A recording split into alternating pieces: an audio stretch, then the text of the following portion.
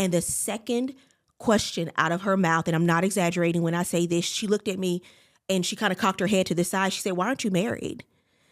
And when you get those questions and they're so consistent especially as a single woman, it can start to make you feel like being single is something you need to get out of as soon as possible. Yeah. Like it's something to be embarrassed about, ashamed about, and it's something that you need to explain to people. Yeah. And it's nobody's business. Yeah. Your journey is your journey. Yes. And so I learned to embrace my own journey. I never imagined my public healing would inspire others to heal across the world. I thank you for using him to reach the world with a message of hope in relationships. But your life does not. God, you are my publicist. We laugh. We share the unadulterated truth. He said, not only have I not divorced you, I ain't exposed you. Oh! We didn't marry fans, we married forever. And we wanted forever to act like a fan. Reveal her, Jesus. I will not compromise on getting a woman of God. You don't have to. And Father, I declare for his future wifey, thank you for preserving her. This season, I declare miracles and See manifestations. you selling scripts. And you're unique. You ain't like nobody else. I noticed that right away. You being true to who you are, you're going to attract. It's a Hebrew word, hayil, and it was translated wealth. And it means people, it means men, it means resources, and it means means. I'm Laterras R. Whitfield, and this is the Dear Future Wifey Podcast. Welcome to the Dear Future Wifey Podcast. I'm your host, Laterras R. Whitfield. Listen, season 6 has been, man, we kicked it off to a great start. I've been reading a lot of your comments. But before we get started, are you still shacking up with us? If you're still shacking up with us, come on, can we get a commitment by this time? Hit that subscription button and subscribe. And make sure you turn on your notification bell so you'll be notified about upcoming episodes. So I love it when I get my friends on the podcast.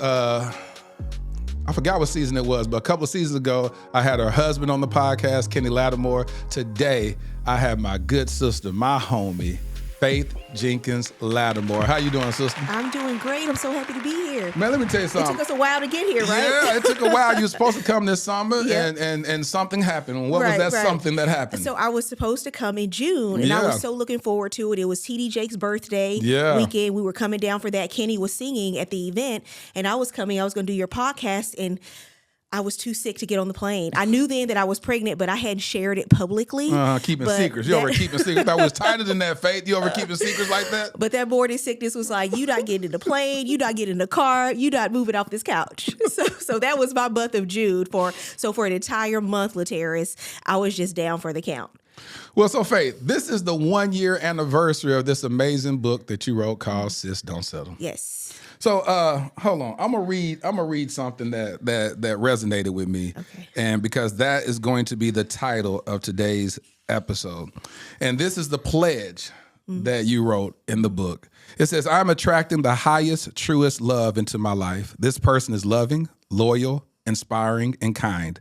I continue to remain grounded and keep my heart open. I walk away from anything and anyone that doesn't serve me. I start over as often as is necessary because I'm not starting from scratch. I'm starting from experience. From every experience, I grow healthier and mature. I pledge to live now, not wait. I am committed to excellence in all areas of my life. I continue to get better mentally, physically, and spiritually. I honor and cherish myself and those all around me. I am becoming the best version of myself and attracting someone doing the same. For this, I will not settle. Today's episode is affectionately titled, I Will Not Settle. Faith, why did you write this book, Sis Don't Settle?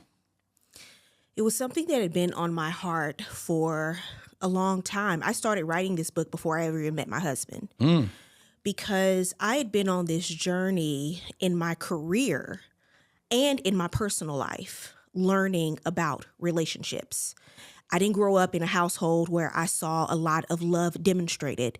And so I spent a lot of my adult life when I started dating, figuring things out on my own, and also through work, learning about other people's relationships. So my first job out of law school, I moved to New York City. I got offered this job at this big New York law firm. It was like a dream job.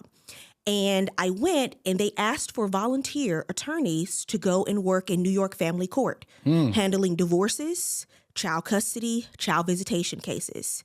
So I volunteered. So my actual first court appearances were in New York family court handling those cases. So I saw some of the best ways that people knew how to be emotionally mature and distance themselves from each other. But I also saw the worst. And people who were, using their children to hurt each other. Yeah. And it wasn't even about the divorce anymore. It was about the fight. It was about winning. So that was very early on in my career. I was 24, yeah, 24. 25 years old. And so then it's like the next 15 years, I kept ending up back handling all of these relationship cases when I started doing Judge Faith, when I started working on divorce court. And so I just saw a lot. And then I was also navigating the dating world during that time period. Because I moved to New York and I thought, okay, I'm an adult now. I'm adulting in this fun city. Because you came from a little old small town in Louisiana. Yeah. So I'm like, I have my apartment in Manhattan. I have this great job. I know how to ride the subway now. Obviously, it's time for me to meet my husband. Yeah. That's the last thing on the list. And it didn't happen in the time frame that I thought it would. Did you know that the Dear Future Wifey podcast is #1 in Jamaica? Well, guess what? We are going to go to Montego Bay, May the 4th through the 7th. We have teamed up with I Can't Wait to Travel, and we've put together this beautiful event. We've curated this amazing excursion. Let me just be honest with y'all real quick. I don't take vacations. I haven't taken a vacation in 4 years. Pretty sad.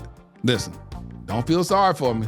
Because when I'm out there in Mo Bay, we're going to have some fun. So you got to say Mo Bay to make it seem like you know what you're talking about. You know what I'm saying? You got to say Mo Bay.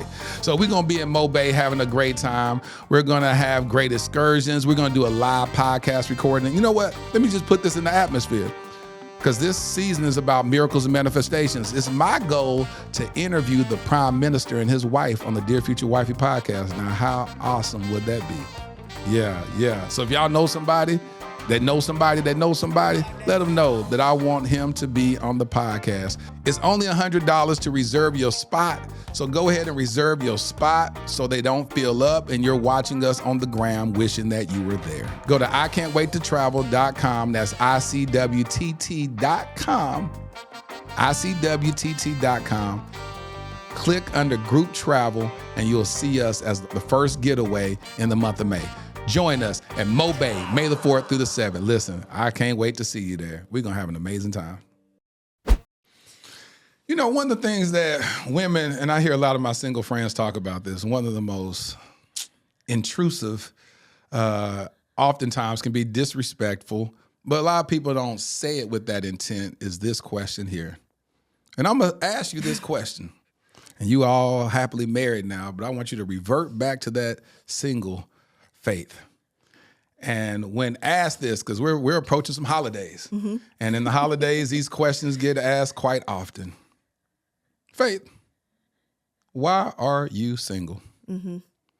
Yeah. And in the book, you said it was some funny little snide remarks that you could, clap back with. Do you remember some of those comments? I do, so I have to say this, y'all. I'm so happy to be here doing this interview, but I had to backtrack and kind of take a step back from doing interviews during this pregnancy because there's something called pregnancy brain. And it's really real. Yeah. And you don't feel as sharp. You don't feel as quick. You don't feel as on. And so now I'm 7 months into this journey. So I apologize in advance if I demonstrate pregnancy brain during no, we this got to interview. See what's so great about the Dear Future Wifey podcast. There's so much grace over this thing. Yeah. So we love people. Matter of fact, we appreciate the fact that you are actually doing this, you know what I'm saying? Yes. Presenting us with this knowledge and this information, and because a lot of people respect you so much. I got some friends that when that book came out, so this is the second copy that I have that she sent me because one of my friends stole the last one. And I mean, they said, I'm gonna take it. And I was like, girl, you ain't gonna take it. And then I looked around and they took it. And she said, and I called, I said, you take my book? And so I told you I was gonna take it. I said, and then a couple of days later, they commented, this book is so amazing. It's so this. So I was like, okay, you really needed it because they found so much value. I have a homegirl named Lauren Jones. Shout out to you in Houston. But she read that book. She called me crying. I said, what's up? What's going on? She said, this book made me feel seen. She said, I read a lot of books about relationships. Oftentimes, I don't even want to read them because I'm like, oh, Lord, I don't want to hear this. These people don't understand what I'm going through. And she said it was something about your book that she resonated with that made her feel seen, made her feel heard, made her feel connected to the author. And she called me. She was like, tell Faith. I said, thank you. Thank you for writing that book. Yeah. But let's go back to the snide remarks that people may be able to use in the holidays. Well, two things. One, that's the reason why I wrote the book Laterras, is because this is what I needed when I was going through my dating period, and I had to learn so much through trial and error. I wanted to write a guide that would really help women as they go through this dating process and learning about themselves, what works for them, what doesn't work for them, how to pivot when things don't work, and for men who want to know how smart women think. Yeah. And then second, those questions that do come for you, they hurt, because I'm celebrating my 3-year wedding anniversary soon. So most of my adult life, I was single and I was achieving in all of these other areas. And I went through my periods where I was happy, where I was sad, all those things. But there was an underlying question throughout all of the time period. And you're right. I'll never forget one Thanksgiving, I went home for the holidays and I met a neighbor who happened to be at my sister's house. And the first thing she said to me was, hello, nice to meet you. And the second question out of her mouth, and I'm not exaggerating when I say this, she looked at me and she kind of cocked her head to the side. She said, why aren't you married? And when you get those questions and they're so consistent, especially as a single woman, it can start to make you feel like being single is something you need to get out of as soon as possible. Yeah. Like it's something to be embarrassed about, ashamed about, and it's something that you need to explain to people. Yeah. And it's nobody's business. Yeah. Your journey is your journey. Yes. And so I learned to embrace my own journey. So, but I would have some snappy comebacks. What are some of those snappy comebacks? And I said, well, apparently, according to my married friends, it's because I'm lucky. That's why I'm single. and so I would start to have these snappy comebacks, or, because it's an intrusive question. Yeah. Well, wait, before I answer that, what's your credit score? I just want to know. Because, you put someone else on the spot. Yeah, they were like, well, how you going to answer my credit score? Ain't none of your business. Yeah. And so, but this notion of that I was supposed to be somewhere that I wasn't at that point in my life. Yes. Or that I was missing some arbitrary timeline, or that I was missing some mark, or that I could not actually be happy without a man. Because we see you achieving in all these other areas, but this one we're going to bring up to you because you don't have it all. Yes. So that was the underlying message. And I was like, wow, how do I get past this? Because if you internalize it, then you start living your life from a standpoint of lack. Yes. And that you are striving for something and you're not present in the now. And you can't do that. You know why? I just got married 3 years ago. So if I felt like I wasn't fulfilled my entire single life, I would have spent half my life just existing and not really living, because I was waiting on somebody else for me to travel, for me to go to dinners, for me to go on vacation, for me to hang out with my friends. I would have been waiting half of my life. And I didn't do that. I made a choice not to do that. Something I found unique when I was reading the book, preparing for this interview, I was like, man, why am I read this book called Sis Don't Settle? I said, what I'm going to read? Well, I'm going to read this book, and what I'm going to get. Within the first chapter, I said, this book is like helping me understand the heart of a woman.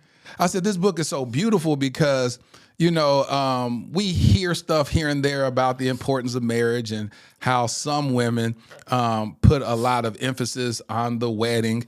But the book really lays out the heart of a woman that was a high-achieving woman desiring something that was literally out of her control. You can't make somebody marry you, but you can make yourself have a whole life. You can make yourself have a fulfilled life. And as I was reading it, I was like, oh, this was really cool. I was reading stuff about what you were encouraging women to do in their single life, and it made me say, oh, I would love to date a woman like that. Mm-hmm. Yeah, a woman that thinks like that, I would love it. I would love a woman like, and you were literally laying out what I don't know if you did that systematically or whatever, but you started laying out what it is, unbeknownst to you, I would say, that would literally attract a man to a woman like that. Because men are attracted to contentment in a woman. Men are attracted to women who are secure, who are, they are 10 toes down in who they are, not women that carry a lot of masculine energy, like I don't need no man, but a woman who can show up holistically in her femininity and be like, hey, I'm whole. One important, and I love that you noticed that, because I had to learn that no one else could have the responsibility to come into my life to make me happy. Why would I give someone else that kind of power in my life? Good. Because if you have the power to make me happy, you have the power to make me sad. Facts. If you have the power to make me happy, you have the power to make me depressed. So I knew I wanted to be happy on my own and attract somebody else who was happy on their own, and we were going to come together and be happy together. Talk about it. And I'm not saying, you don't have tough times in life. You don't go through difficulties, but I'm saying the true genuineness of you never give somebody else that kind of power that you are waiting on someone else to come along, a relationship to come along to make you happy. So when I talked about all the things I did as a single person, they were things that made me happy. I traveled by myself to Paris. Yeah, when you said that, I was like, and it made me go, but why would you want to go to Paris by yourself? That's the city of love. You want to be with that love in your life. Did that bring out those feelings of loneliness while you were there? Because I was learning to love me. Ooh. I had to learn to love me, and I wasn't always there. I made a lot of mistakes I made in my young life, in my dating life, was because I was figuring out how to love me.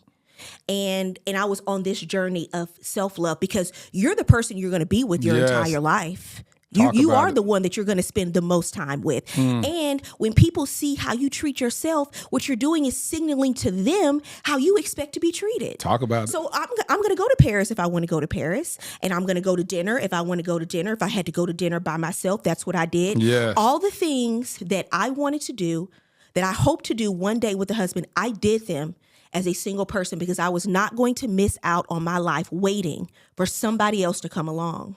So how did you deal with breakups?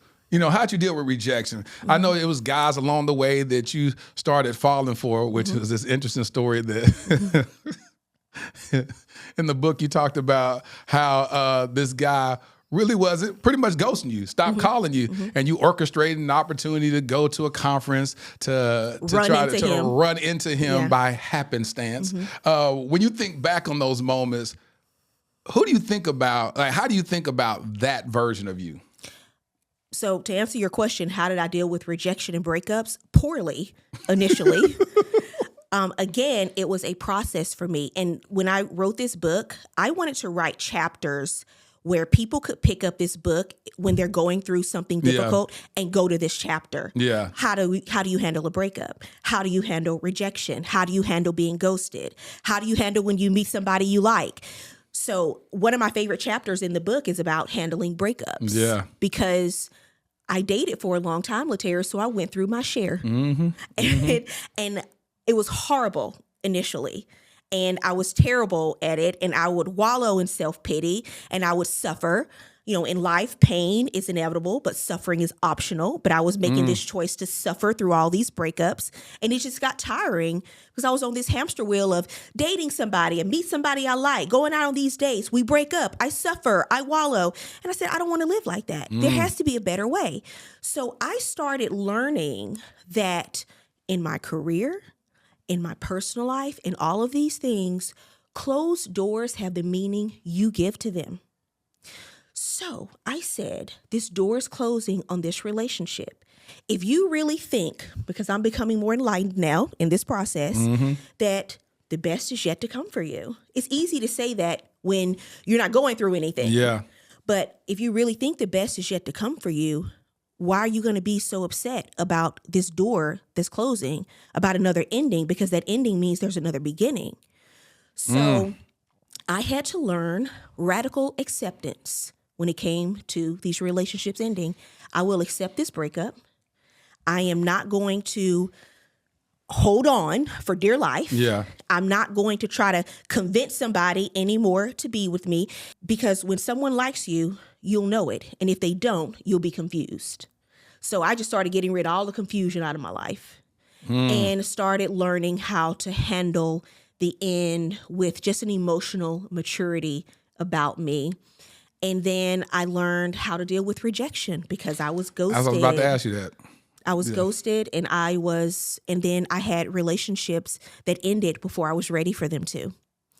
So I'll never forget, I was in college. This was my biggest moment, I think, of learning what rejection really meant and why it's important not to take it so personally. I was in college, and I wasn't dating anyone. I actually didn't have serious relationships when I was in college. I was very studious and very, very involved in school. And I told this story in the book because I thought it was really important and offered a very different perspective. We had this annual black tie event on my college campus, and I wanted to go, and I wanted a date. I didn't want a boyfriend. I just wanted a date to the event. So there was a really cute guy on campus that I liked, and I thought he liked me too. You thought? I did. So I went over to him, and I approached him one day in the student union, and I said to him, hey, this event is this Friday, last minute, but I would love for you to go with me. I think it's going to be fun. So you shot your shot at him. I did. Okay. I did. And I asked him to go to this event because I didn't think it was a big deal because I was not asking him to be in a relationship or date me. You're just saying, hey, let's go hang out. So let's go hang out at this event. I think it'll be great. And I knew he liked me. He was cute. And I thought we would take cute pictures together. That's what I thought. So he stood there and he looked at me. He said, he looked at me and he said, this sounds like a great event, and it sounds like it's going to be a lot of fun, but I can't go with you. And I was like, really? He was like, yeah, I'm sorry. And he walked away. That's all he said. That's all he said. That's all he said. And it was like he paused and he thought about it for a second because I told him, it's black tie. It's the only black tie thing we have. It's like our prom in college. So he told me no. And I was like, oh, okay. I was embarrassed. And I remember seeing him around the student union. I avoided him for the rest of the semester after that. 5 years later, I've graduated from college. He's graduated. And I'm back in town for some reason and walking down the street. And I go into this store and I run into this guy. It's been 5 years. I don't even remember this event, but he did. And he said, hey, Faith, can I pull you to the side for a second? I was with friends. And I said, sure. And he said, do you remember several years ago when you asked me to that black tie event at school? I was like, I didn't remember. So I just said, yeah, okay. And he said, well, I just wanted to tell you that I actually really wanted to go with you. And I really liked you. And I was really interested in hanging out with you. But he said, I didn't have a suit and I didn't have anything to wear and I couldn't afford to get anything to wear, and I was too embarrassed to tell you. Wow. And I thought, wow, because at first I'm thinking, this was the time when the Steve Harvey suits were so big, so I thought everybody at least had one, pair of Stacey Adams or something in their closet. But no, he didn't. And but he told me that how much he liked me and how the real reason was he didn't have anything to wear. That's deep. That story resonated with me so much because how many times do we go through rejection and we make it all about us? Yes. And we go down this rabbit hole and we come up with all these reasons why they don't like us, why they don't want to date us, why they're not interested. And it could have absolutely nothing to do with you and everything to do with something going on in their life. That's good. That's good. Wow, that's good. Mm-hmm. So how do you deal with red flags? Because it's a fine line between that rejection type stuff versus red flags with people that you may be interested in and you're investing a lot into them. How have you dealt with, first of all, let me ask you, have you had to deal with red flags in these dating streets? Mm-hmm. Of course. I mean, you have to understand, I was dating for 15 years, so I've pretty much seen it all. And before I met my husband, and I know I'm not wearing any rings today, y'all, but it's only because I couldn't get them on today. Pregnancy makes everything on your body different, including these fingers that are like too big for any of my rings anymore. But I always say now, looking back, that the signs you ignore in the beginning, your red flags, because it's personal to everyone. Yeah, it is. So these are your red flags. The signs that you ignore in the beginning, wow, they come back to haunt you in the end. And that's happened to me many times because I thought somebody was cute. I said, well, I'm gonna look over this for right now because he's cute, and came back to bite me in the end. But I always say be grounded in what really helped me in dating, especially in the end when I met Kenny, and I knew early on that he was probably going to be the man that I married. It was because I had gotten to know myself enough to know what I liked, but I also knew what I didn't like. Yes. And it's because I had met and had, relationships and talked to people and gotten to know people, and I knew from experience what didn't work for me and what did work for me. So when those red flags would come along, instead of me trying to stay and figure out how red these red flags are, I used it as a way to say, stop, take a step back, really reflect. Is this something that, because you can't change people. No. It's not our job to change anyone. At and all. It is a big mistake to think you are going to be in a successful relationship because you think you're going to convince somebody else to change. Talk about Accept it. people for who they are. And if you don't like who they are, pivot and go in the other direction, because you will save yourself a lot of heartache and a lot of pain trying to stay in a relationship, convincing somebody to change, because people do not change for you. They change for themselves when they want to. So when I saw red flags, for me, one was a history of infidelity. I dated someone who had been married a couple of times, and in both of their marriages had affairs, but claimed, I'm healed now. I've gone through this journey. I'm a better person. This would never happen again, and I want to marry you. Well, for me, I was on high alert with this person from day one, because one thing I learned about people is look at their patterns, because patterns about people don't lie. Facts. When the FBI put together, I was a prosecutor in Manhattan for a number of years, Laterras, and we would have these studies. The police would do these studies, and they would come in and talk to us, and then they would bring in like this FBI analysis. When they wanted to put together a plan of action and talk about the different directions they think a suspect may go, they would study their patterns. Oh, you talking about some stuff. You talking about some stuff. Oh, Lord. And they would look at their patterns. Talk. Because their patterns would indicate what they were going to do next. And so, again, I'm not saying people don't change, but boy, those patterns, what they speak and what they say about a person should put you on high alert as to who they are. And I eventually ended the relationship with this person after only a few months, because I saw the signs. I said, this is not quite right. There's a little bit more to that journey that they needed to do. And then in other circumstances, I just knew what my red flags were. Loyalty. Yeah. How do they treat other people Yes. who they consider to be in lesser positions than them? That's good. Are they able to show them grace? Because one day they're going to see you vulnerable. Talk about it, Faith. Girl. So one day they're going to see you vulnerable, and how are they going to treat you? So all of those things were very important to me. I'm going to tell you something. I remember the first time I got the privilege of talking to you. Now, me and your husband, that's my boy. I love that dude. And I was at the DMV. My son Armani was getting his driver's permit. And I don't know how we ended up getting on the phone, but I was talking to him and you got on the phone. And I was like, Harpo, who this woman? And I got to talking to you, and you began to, and so here it is. Me and Kenny had our journey where I was able to hear from his heart what he desired.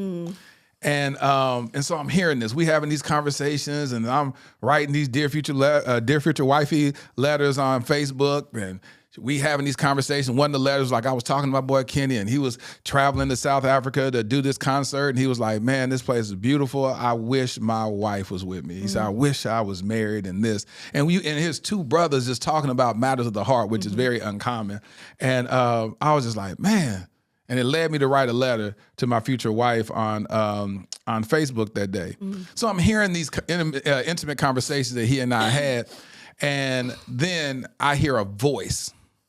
And through that voice, you began to share things that through your journey, you were literally writing. You had a prayer closet or whatnot, and you would put on the mirror things that you desired and things.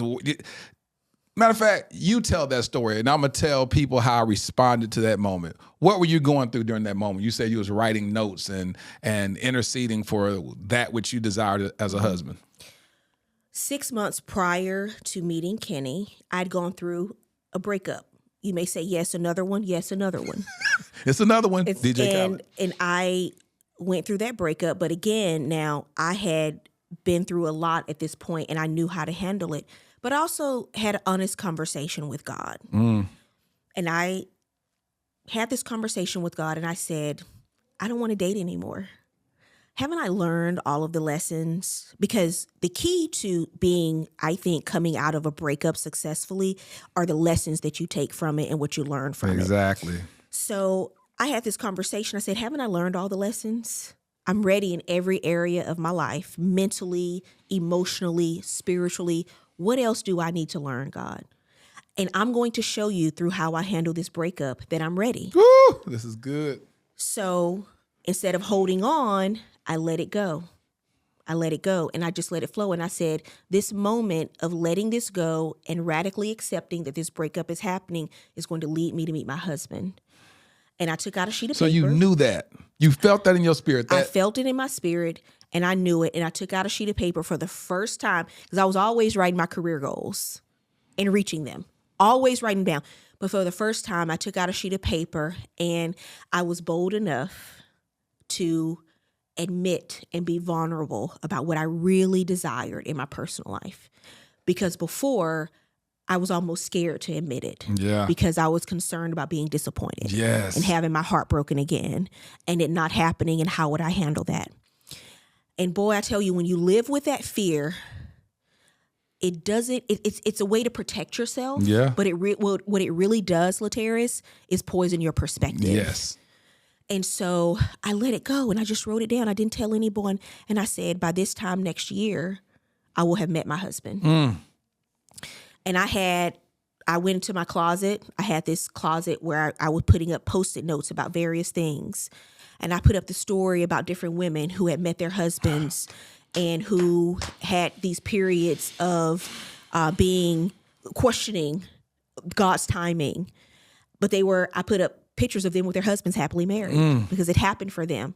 And I said, well, God is not a respecter of persons. Talk about it. So if he'll do this for somebody else, surely he can do this for me. And I wrote down what I really wanted, and I would go and I would look at it and I would read it every single day, the first thing in the morning and the last thing at night before I went to bed. And that was the beginning of the process of me meeting the man of my dreams. And I don't say this lightly, but when I said that prayer to God, Laterras, I was also in a position of, if my journey is being single, then this is what I'll be before I will ever settle and marry somebody who is not what my heart really desires. Talk about I will do it. I'm 7 months pregnant now, and I thought, well, what about having children? I would rather be single and adopt a child than have a child with a man who is not the right man for me. Teach. So I was ready to go down that journey as well. But 6 months later, and this is so important, I was living my life because I said, okay, this past relationship is over. I'm living my life. What do I want to do to enjoy my life? So I said, I'm gonna go back and I'm gonna take some singing lessons. And I talked about this in the book because so many women met their husbands by getting out of their comfort zone, doing things that they just loved doing, and being in a different space and moving in a different space. So I called up Aaron Lindsay, this super Grammy-winning gospel producer who I never thought would even take a meeting because he was like, "This girl, she does not sing." So I went back. I was taking my little voice lessons. I messaged Aaron and I said, "Aaron, would you mind meeting up, just giving me some advice?" And Aaron said when he walked into that meeting, into the coffee shop, and within 5 minutes, he said, "I have to introduce her to Kenny." Yep. I have to introduce her to Kenny. He went home and told his wife, and she was like, what's your hesitation? She said, I could tell you're hesitant. And he was like, because I don't know her on a personal level. I know her through business. I know Kenny. He's been my friend for 15 years. Yeah. And he said, so I don't want to overstep my boundaries. And Aaron's a pastor.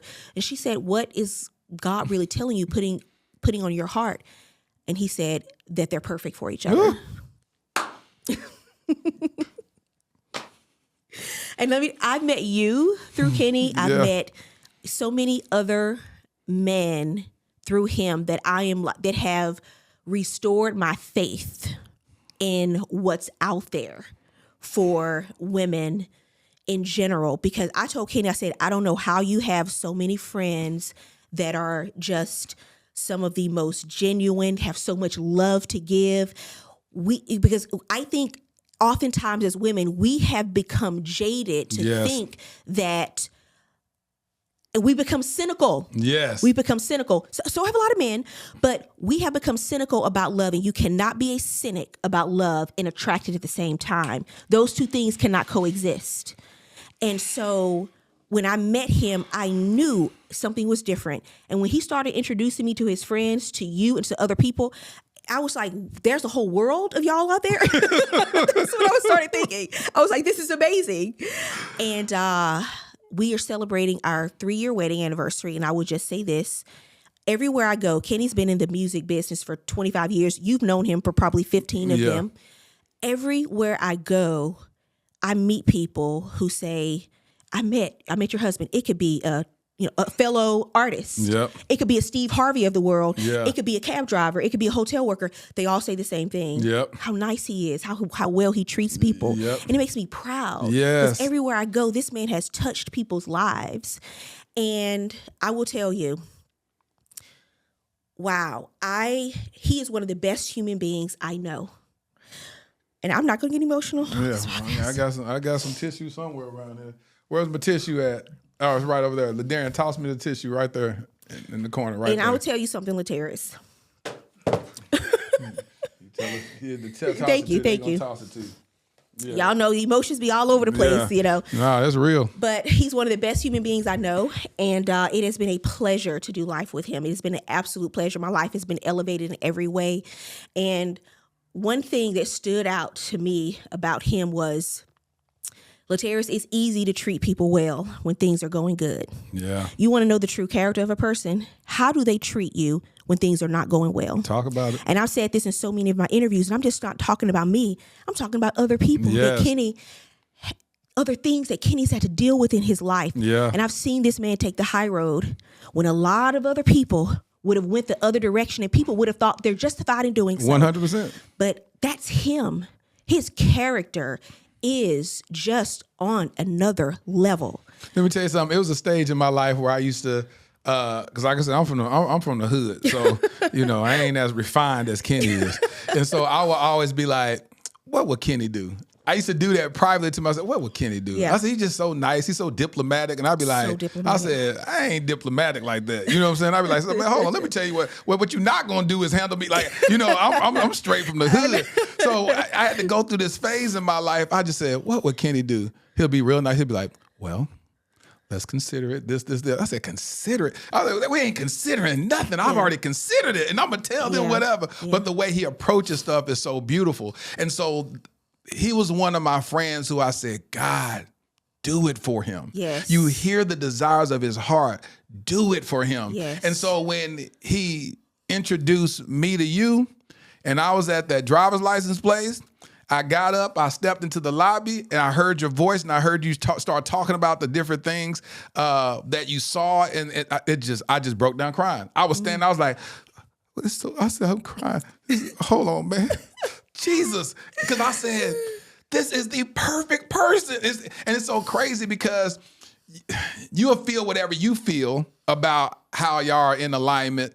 But for me to see it, it was like so much hope and inspiration that I got from that. I was like, God, how do you do that? You really, really dope. She goes to try to get singing lessons. And it ain't even about singing lessons. Did you even get singing lessons? I did do the lessons, but I didn't. I was going to put out don't laugh, but I was going to put out a Christmas single that year. I didn't put out the single, But that was my goal. That was your goal. Yeah. And then God done gave you a whole husband. You know what I'm That's saying? right. That's and that's right. what I'm saying. God is so omniscient that he strategically, that's why the Bible says the steps of the righteous are ordered. That he literally just ordered it and you just going about, like you said, life, enjoying life, doing the things that you're passionate about. And then God connected you with your purpose partner. And one of the things I always tell my friends, I'll be like, when you choose well, your friends get blessed by that relationship. Because when I tell you, Faith has blessed me in so many opportunities, anything that she's involved in, she's like, Laterras, do you want to work on this? Laterras, you want to go shoot this? Hey, Laterras, you want to go and do the show opener for Divorce Court? I was like, boy, kid, that's what I'm talking about. Boy, I'm glad you picked somebody that we all approve of. We all get blessed by this marriage. You know, and that's what marriage should be, that people should be blessed by the overflow of it. And you're such a great and kind woman of God that is always like, hey, let's do this. And so it was an honor to even shoot y'all's wedding. You know what I'm saying? I said my wedding gift for y'all was to shoot your wedding because, and people don't know that this is how I operate, but I'll share this. I sow where I want to go. I sow where I want to go and I sow where I want to grow. And so when I looked at this love story, I said, oh yeah, I'll donate my services to shoot this wedding because I'm planting seeds and sowing seeds in the love that I want reciprocated to me. And so just watching this beautiful marriage, watching this beautiful wedding, watching this beautiful covenant take place, I was just like, I want this. And I was in the middle of shooting it and I just started crying, which you had this flash mob take place and It was a beautiful day. Oh. It was a beautiful day. And so many people afterwards told me that they had been praying for him to meet somebody, amazing, because that's what he deserved. And, being in this marriage, and I talk about this now because when you read the book, you'll hear all these stories and all of these things that I went through, because I just want to encourage people to know that, when you do stand strong on your foundation, because what I would pray was, I had a list of things, but I don't know all. So I would release it to God and say, Ephesians 3:20 said, you can do exceedingly abundantly above even what we ask or think. Yeah. So it's all of this or even better. yes. That's what I asked for. And I really feel that I was blessed with even better. What was so beautiful, we didn't go to the strip club as his bachelor party. We didn't go to a strip club. We didn't go do all that mess. We had a words of affirmation ceremony. That's what I mean by the character of the men that we are, is we sat there, put him on a stool, and began to speak blessings over him and share with him how we gleaned insight and wisdom and value out of our friendship with him. Times when he encouraged us, times that we watched him move and was like, gosh, you have a high level of integrity, because we will pop off at this moment. And it was such a beautiful moment with men, brothers in Christ, soldiers, sitting around, surrounding each other, sharing words. And that's why it was so special for y'all to come into oneness, is because, you're the perfect persons for each other. And it's so beautiful. So as you when you in writing this book, what is some of the feedback that you've heard? I mean, I've gotten a chance, I'll be trying to check stuff. I've been looking at Amazon and looking at a lot of the reviews, 5 stars everywhere. Why do you think this book is resonating with people all over the world like that, where they're giving 5 stars to this book everywhere? Well, I knew that I wanted to write something that I wished I would have had, as I mentioned before, when I was going through this process of self-development and self-awareness, because I think that we're taught a lot of times not to focus too much on preparing for a relationship, because romance is the real thing. Like, oh, does he give you butterflies? Oh, this just happens in serendipity. But really and truly, if you want to succeed at anything in life, what's the best way for you to be successful at something is to prepare for it. Yeah. So healthy relationships don't just happen.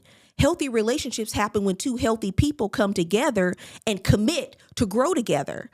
So I just pulled from all of these lessons and all of these experiences, all of these women that I met over the years and all of these experts that I talked to, and put it all together in the book. And then I was a realistic role model for a lot of these women because I included my personal stories of how I felt being single and navigating this and being faced with, will I be able to have children? Because I'll never forget, I turned 35 and people were like, well, wait a minute, are you going to have kids? What's going to happen for you? And I will never, when I was 25, I wasn't even thinking about having children. I went to my doctor in New York, and I remember him telling me, he said, hey, if you want to, you can, with a healthy uterus, and I'm just going to get a little, specific here. No, we wrong around here. But he said, with a healthy uterus, if you freeze your eggs at 30, because he was having, a lot of women come in talking about having children, and he told me he started giving advice to his younger patients, and he said, with a healthy uterus, if you freeze your eggs, you can have kids all the way up to you're 50 years old. So he started talking to me about this stuff when I was 25. And even Jennifer Aniston recently, she released an article about her journey in trying to become a mom. And she said she wished someone would have told her to freeze her eggs. Yep. If that's something that you're concerned about, children, and you're in your 20s, in your 30s, do it. Yep. Do it, because that helps take some of the pressure off of you. Facts. We've been knowing each other. We've been friends for 20 years. Oh, is it 20? It's 20. Wow. And it's 20 this month. Well, in October 2022 began, it was 20 years, because we became friends when he toured in my first play in 2002. So it's just like, wow, like you think about that journey of being around somebody that long, it's absolutely amazing. So we hear about the negative stuff that comes when you're single. Why are you single? Why this? Why you ain't got no kids? All that stuff.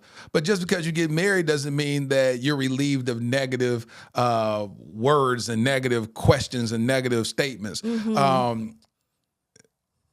We talked about this before, about people, you get married and they'll speak negative stuff about you like it's not going to make it, like you're not going to make it. Have you experienced that where people like, oh, y'all married, but y'all not going to stay married. I give y'all a year. I give y'all 2 years and all that nonsense.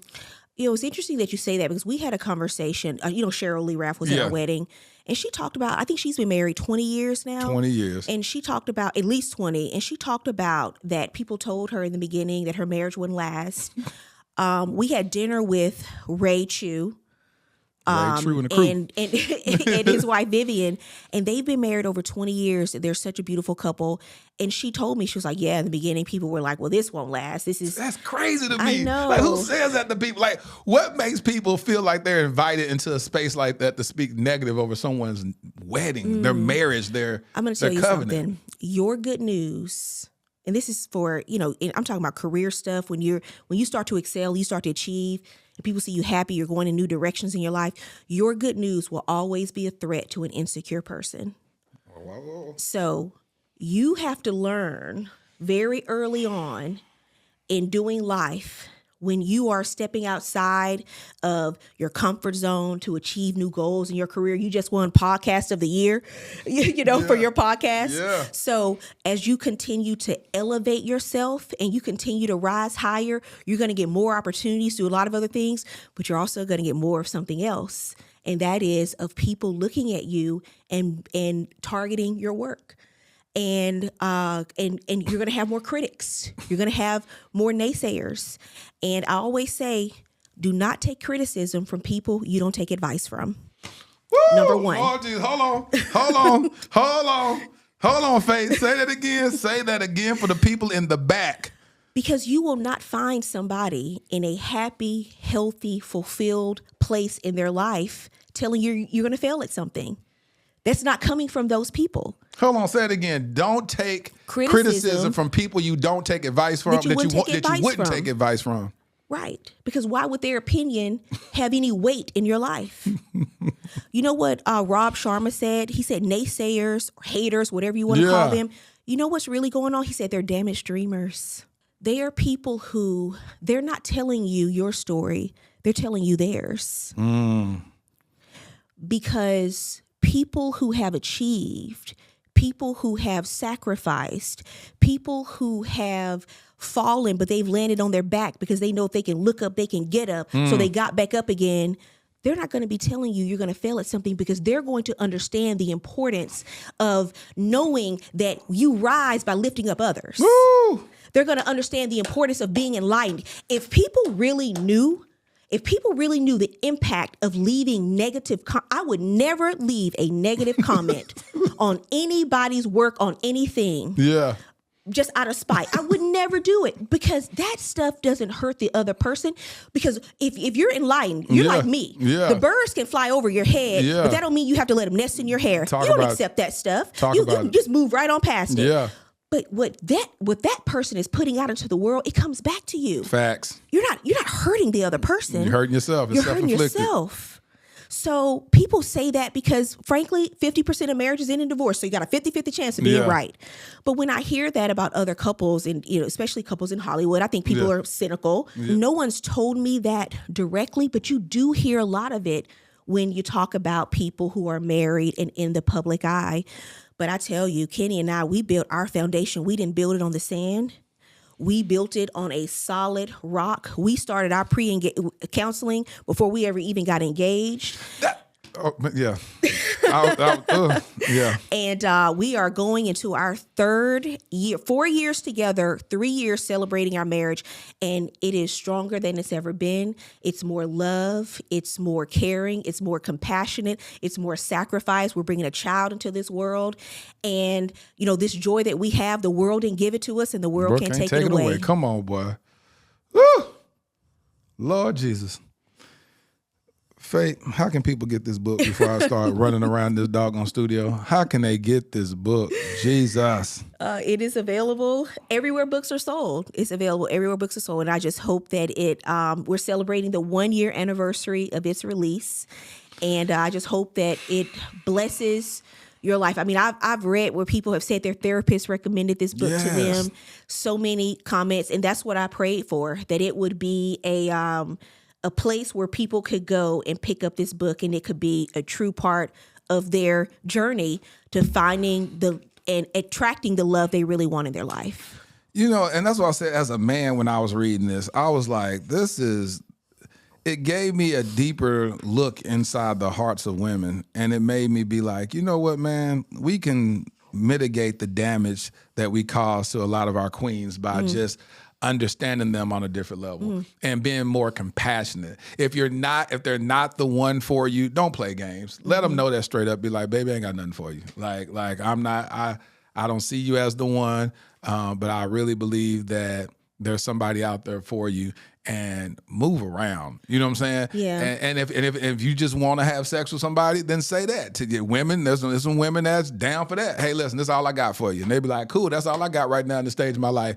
And you do whatever that is, but stop baiting people with the hopes and dreams that they have. And you have no good intentions with that person, and you're just finna bait and switch. But you know what, Laterras? Let me follow up on that and say this.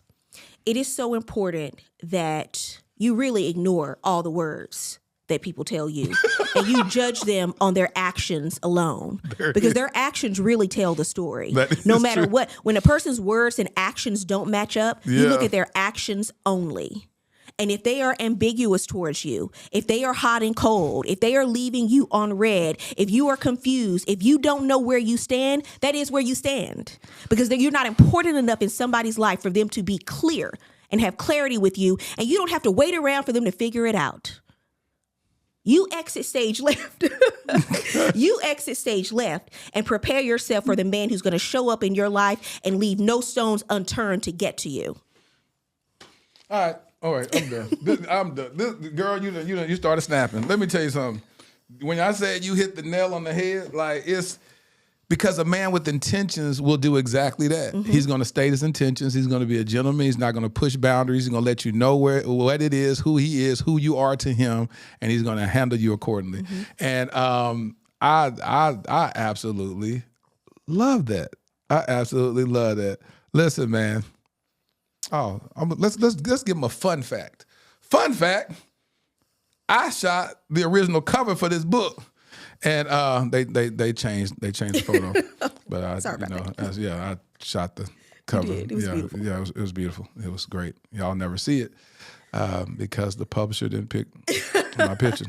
But it was really good. Yeah, but my heart I'm getting healed from that. I'm still going through therapy. It was the red power suit. They were like, this red. Yeah. We want the red power suit. We had this old yellow. It was all nice and cute. It was a pretty picture. Yeah. Man, I'm just so excited about your success. I'm proud of everything that you're doing.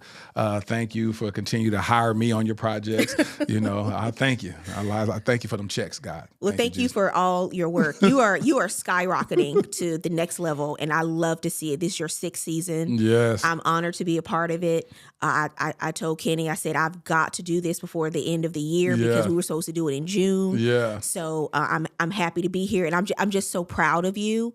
And again, you are such a representation, such a positive representation of a lot of men who are out there who may not even have your platform. Right. But you are a representation and should encourage women that you all do exist. Yes. And that you are out there and you're looking for that. You want to attract the same things that they want. Yeah. And that loyalty, that integrity, that love, that longevity, that commitment, all of those things. And so I love this platform. We should be lifting up other people's marriages, not tearing people down. Yes. That's why I love what you do. Yes. So keep it up. And we're going to continue to see you rise in this genre and so many other areas of your career and in your life, because what you are doing is having an impact on so many other people. And like I said before, we rise by lifting others, and that's what you're doing. On that note, boy, thank you for pouring into me. I want to ask you this question. What do you think about this outward expression of my journey to finding the one? Like, what do you think about that? I think it's encouraging. I think it's inspiring. And I think it is unapologetically honest. And I think it's needed and appreciated. Because that's interesting. I always wondered, like, what would that look like? Like, how would you view a guy that was... God aligned you with this guy and said, that's your husband, but he's been so transparent with the world on his own personal journey to finding you? The woman for you, that's going to be one of the things that she loves about you and finds most attractive about you. You're different from a lot of other people. You're willing to take a different step in terms of putting yourself out there and what you want. And that's beautiful. That's a beautiful thing. All right, man. Shout out to my boy, Kenny Lattimore. Shout out to my sister, Faith Jenkins Lattimore, man. It's so awesome. Like I said, this book is amazing. Now I got to finish reading the book because I done got hooked. I said, I'm going to read a couple of these chapters and so we can have something to talk about. And then I started reading. I was like, oh, she about to come. I need to quit reading. I need to set up the studio because I got caught up. I got to tell you the truth. I got caught up reading it that I didn't have everything prepared for you when you got here because it started getting good. I was like, okay, let me read this. This is good. Because in the book, you're very transparent in the book. Mm-hmm. And so I gravitate towards people who can operate in transparency to bring healing to others. And so shout out to you in writing this book, and doing this process. We were working on, last Valentine's Day, we were working on, what was that thing? Concert and Conversations for Valentine's Day. And flew to LA, stayed at your home, and we produced this beautiful virtual concert.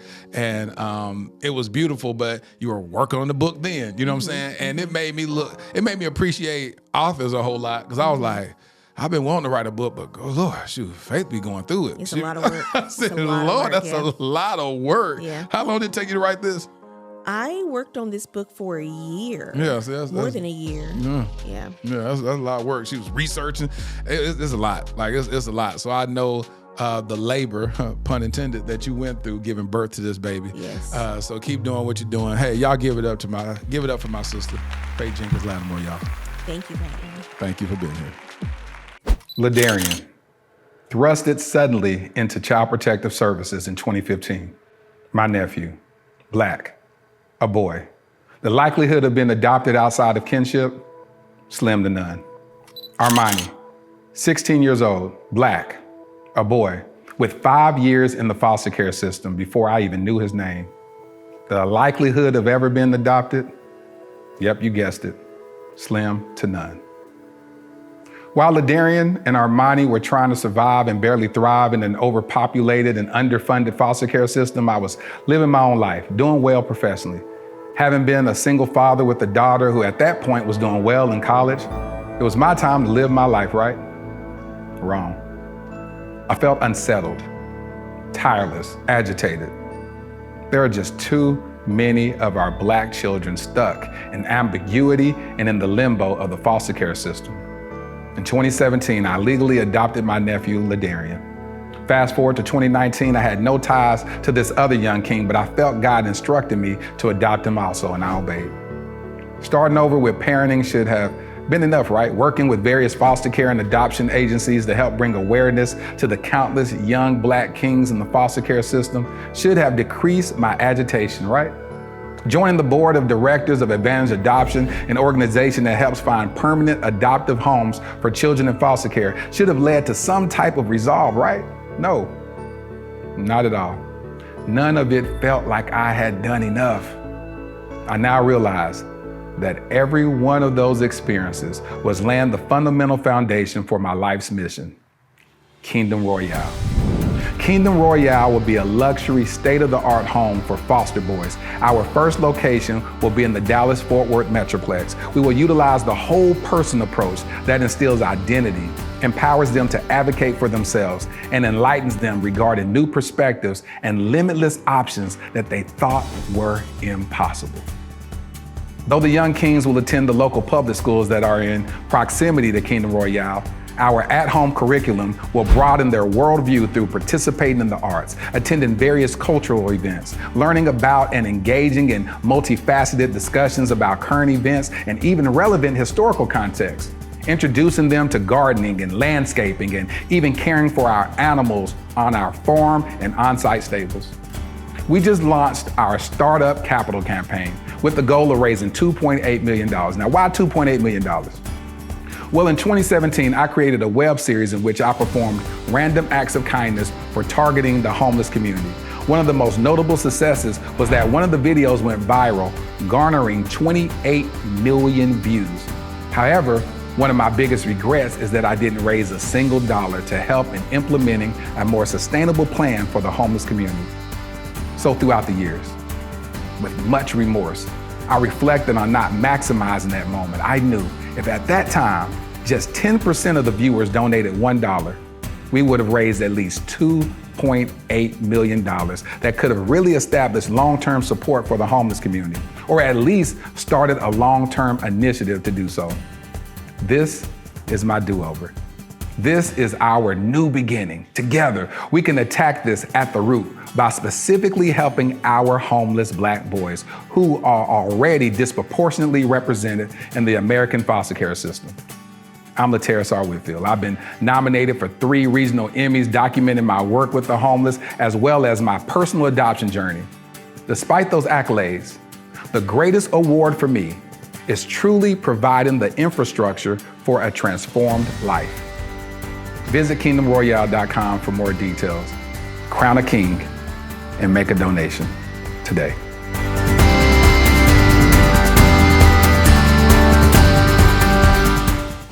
I won't settle. I won't settle. Man, I know some of y'all heard that and got y'all fired up. Y'all was like, you know what, I'm not going to settle. But the minute this video ends and fear sinks in, when you feel like, well, maybe I'm going to have to settle because just looking at the pickings out there, I don't see anything that, I don't see really God's best. So maybe this is God's good enough. Maybe this is God's good enough. It's a particular person that you have in mind that you know you have to compromise in so many areas in order for it to make it work. And you're saying, well, you know, everybody ain't going to come just perfect. And it's not about perfection. It's not about perfection. It's about settling. When you feel in your spirit that you know that you're settling, when you feel like, gosh, I wish I had more, this, whatever. I wish he was like this. Or I wish she was like that. And you've told them areas of deficiency and they're not willing to work on it. Well, at that point, you're settling because that very thing is what's going to actually destroy the marriage if it ever makes it there, and definitely a relationship because they have an uncompromising spirit. So who God brings into your life, the person that God wants you to do life with, has to be willing to change, has to have a compromising spirit, or you're just wasting your time. So I really enjoyed having my buddy, Faith on the podcast. Like I said, that's my homie. She's just an awesome woman.